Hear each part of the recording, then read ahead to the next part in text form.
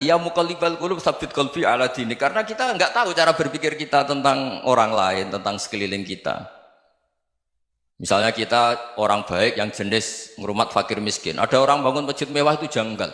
Apa artinya masjid mewah kalau banyak orang kelaparan? Tapi kalau yang jenis pendidikan, apa artinya masjid mewah kalau tidak bisa ngaji?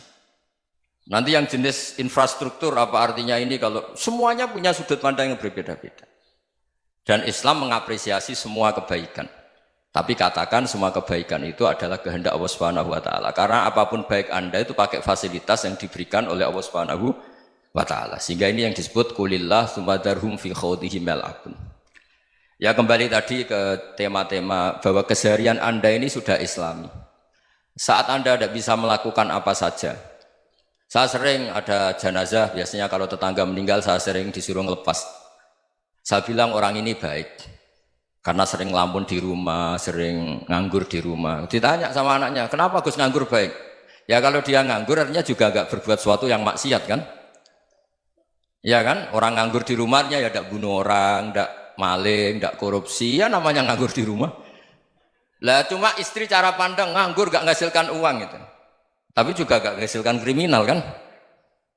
Jadi sebenarnya Islam itu makanya kalau sampai ngaji usul fikih itu ada kitab usul fikih namanya Lubul Usul, itu terkenal sekali di pesantren itu.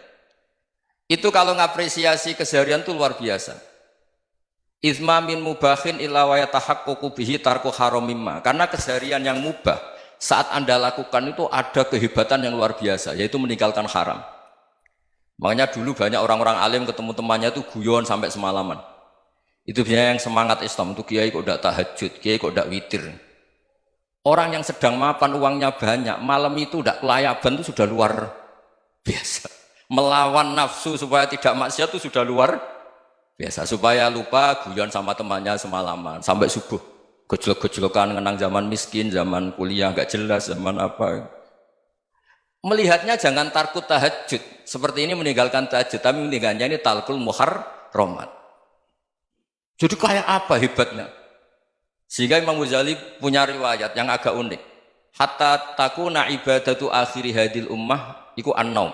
Sehingga suatu saat ibadah terbaik umat ini itu tidur. Itu kan riwayat kontroversi. Ketika Imam Ghazali tanya, kenapa iya? Kenapa kamu mulai keluar dari rumah itu sudah banyak maksiat? Melihat perempuan yang enggak mahram, melihat fenomena. Tapi kalau kamu tidur itu enggak melihat apa-apa. Tapi juga kamu jangan menganggap tidur itu ibadah betul. Saatnya melakukan fardu ain malah masih tidur. Tapi itu sudut pandang yang menjadikan kita Islam itu gampang. Jadi saat Anda tidak bisa aktivitas apa-apa, misalnya ada beberapa orang yang lumpuh. Lumpuh itu memang nggak bisa Jumatan, nggak bisa ibadah, tapi dia juga nggak bisa maksiat. Tidur itu memang Anda saat itu tidak bisa tahajud, tidak bisa witir, tapi saat itu ada zina, ada maling, tidak gosipkan orang, tidak bully orang, tidak menanamkan kebencian, tidak hasud. Sehingga tidur menurut Allah Ta'ala wa min ayatihi manamukum billaili apa? Wan-nahar. Karena di tidur itu selain ada unsur istirahat, jaga stamina, juga ada unsur meninggalkan beberapa keburukan. Nah saya mohon ibadah yang keseharian ini kita jaga. Supaya kita semua baca ayat itu fasih. Fasih itu tertanam di hati. Allah itu siapa? Alladzi at'amahum min ju'i wa amanahum min khauf. Dan Allah kalau cerita di Quran itu anna sababnal ma'a sabba tsumma syaqaqnal ardha wa syaqqa fa ambatna fiha habba wa inaba wa qadba wa zaituna wa nakhla wa hada'iqa hulba. Kamu tahu saya ini siapa, kata Allah? Saya ini adalah Tuhan yang menurunkan air, kemudian ada tanaman banyak. Habba wa inaba wa qadba, ada zaitun, ada tin, kalau orang Jawa mungkin ada tela, ada padi, ada mangga, ada pisang. Sudah. Wa inaba wa zaituna wa nakhla wa hada'iqa hulba. Ada perkebunan yang lebat. Tujuannya apa? Mata Allahkum, silahkan kamu pakai, kamu nikmati.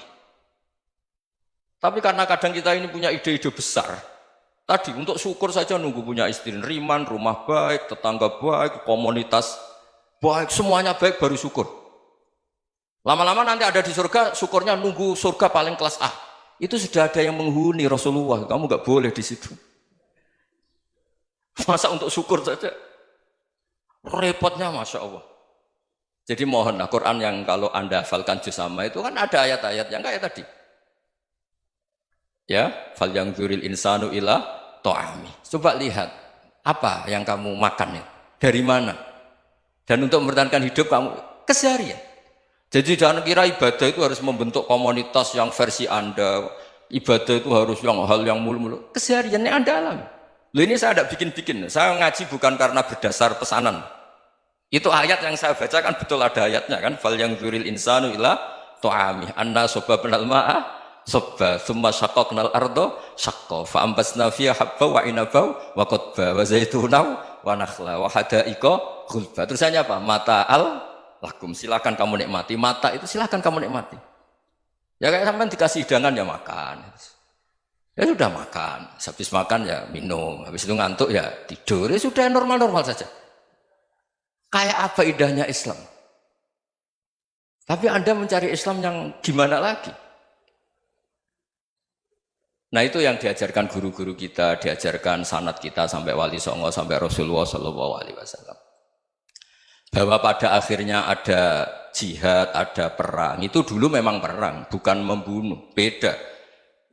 Dulu kita dijajah Belanda ya perang, dan itu normal karena kita dijajah.